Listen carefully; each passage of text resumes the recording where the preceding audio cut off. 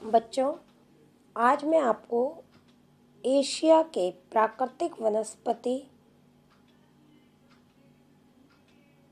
कारकों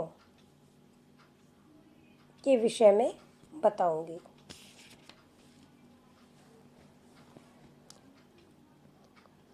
यानी एशिया में प्राकृतिक वनस्पति को कौन कौन से कारक प्रभावित करते हैं, उसके विषय में जानकारी दूंगी। इससे पहले लेक्चर में मैंने आपको बताया ही था कि कौन कौन से कारक प्रभावित करते हैं, लेकिन आज प्रत्येक कारक को डिटेल में आपको समझाऊंगी। सबसे पहले आता है उच्चावच।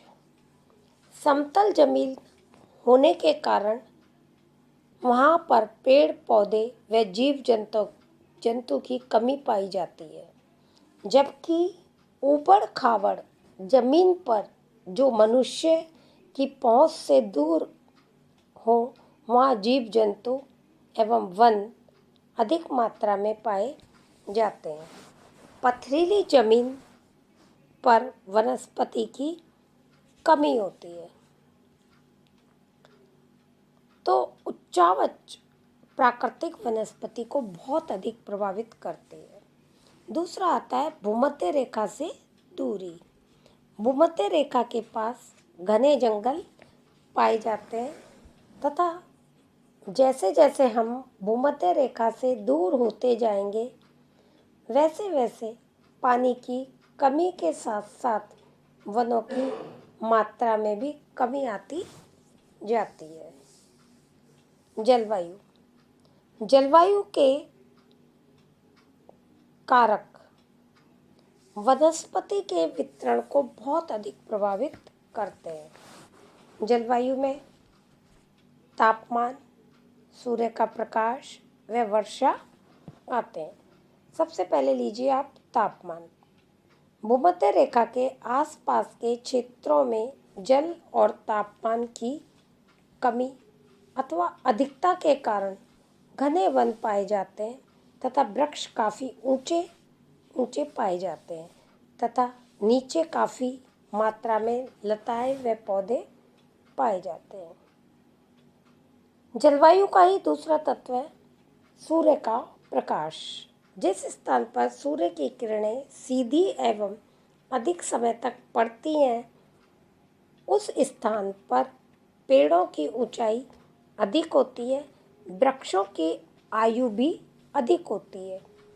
पेड़ों में सूर्य की किरणों से प्राप्त करने की होड़ सी लगी रहती है। उदाहरण के लिए रेडवुड के तने की ऊंचाई 300 से 400 फीट तक होती है।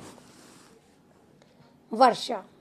जहाँ अधिक वर्षा होती है, वहाँ वृक्ष भी अधिक पाए जाते हैं, जबकि कम वर्षा वाले जगह पर कम वृक्ष पाए जाते हैं।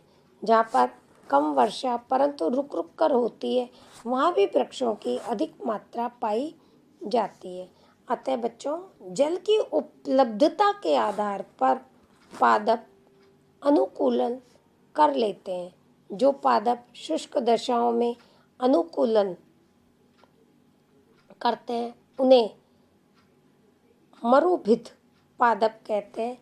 इनकी जड़ें मृदा में 16 फीट तक गहरी होती हैं तथा पत्तियां छोटी होती हैं, ताकि वाष्पोत्सर्जन द्वारा जल की हानि न हो। इस प्रकार वर्षा वनों, दलदली क्षेत्रों, कच्छ क्षेत्रों, आर्द्र क्षेत्रों में अनुकूलित पादपों को आर्द्रभिद पादप कहते हैं। इनमें उच्च आर्द्रता सहन करने की क्षमता होती है। ऐसे पादप जो न तो ज़्यादा नमी सहन करते तथा न शुष्कता, तो उन्हें समाद्रोभिद पादप कहते हैं, जबकि जलीय पादपों को जलोभिद पादप कहते हैं। जल की कमी होने पर जो पादप पत्ते झड़ा देते हैं, उन्हें पर्णपाती वन कहते हैं। इसके बाद आता है आपका पवन। वायु की गति की अवधि तथा आवृत्ति वनस्पति को बहुत अधिक प्रभावित करती है। जहाँ पर तीव्र व अधिक वायु चलती है वहाँ ये वायु काफ़ी मात्रा में नुकसान पहुँचाती है तथा वृक्षों को जमीन से उखाड़ देती है।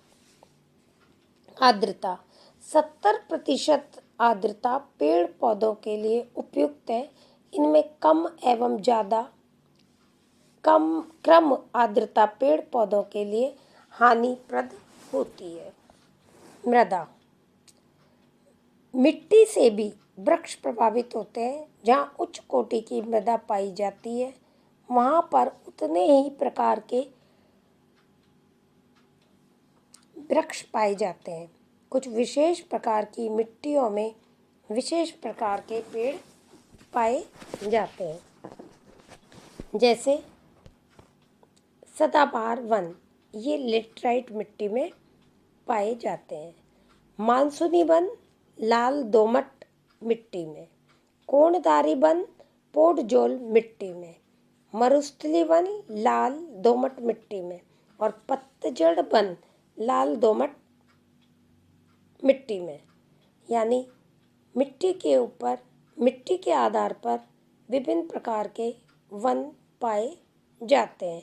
यानी वनों पर मिट्टी का बहुत अधिक प्रभाव पड़ता है। यही कारण है कहीं सदाबहारी वन, कहीं मानसूनी वन, कहीं कोणधारी वन, कहीं मरुस्थलीय वन और कहीं पतझड़ वन पाए जाते हैं।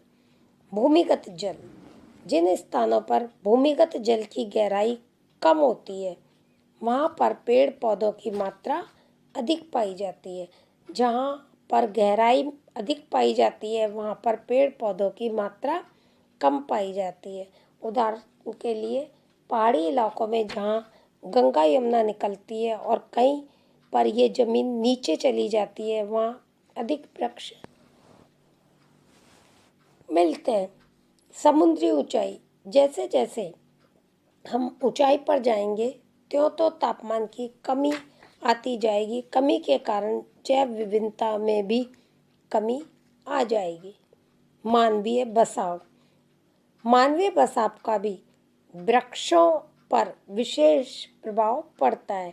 मनुष्य ने अपनी आवश्यकताओं के बढ़ने के कारण पेड़ पौधों को काटकर उनकी जगह कृषि करनी आरंभ कर दी और जब तक उस जगह उर्वरक शक्ति रहती है तब तक कृषक उस पर कृषि करता है। जब इसकी उर्वरक शक्ति कम होती जाती है या समाप्त हो जाती है तो उस स्थान को छोड़कर दूसरे स्थान पर चले जाते हैं। यानी मानवीय बसाव ने भी वनस्पति को बहुत अधिक प्रभावित किया। एशिया की जो वनस्पति के प्रकार और उसके वितरण को हम देखें तो हमें पता पड़ता है कि एशिया में विभिन्न प्रकार की वनस्पति तो पाई जाती है लेकिन उसके क्षेत्र भी एक से नहीं है। कहीं आर्द्र सदाबहारी वन पाए जाते हैं तो कहीं दूसरे तरह के वन पाए जाते हैं। जैसे कहीं पतझड़ वन पाए जाएंगे, कहीं शीतोष्ण वन पाए जाएंगे। तो इन सब कारकों के कारण एशिया महाद्वीप की जो वनस्पति है वो एक जैसी नहीं है। वनस्पति एक जैसी नहीं है, साथ में वनस्पति का वितरण भी समान नहीं है। कहीं अधिक वनस्पति का पाई जाती है, कहीं बहुत कम पाई जाती है।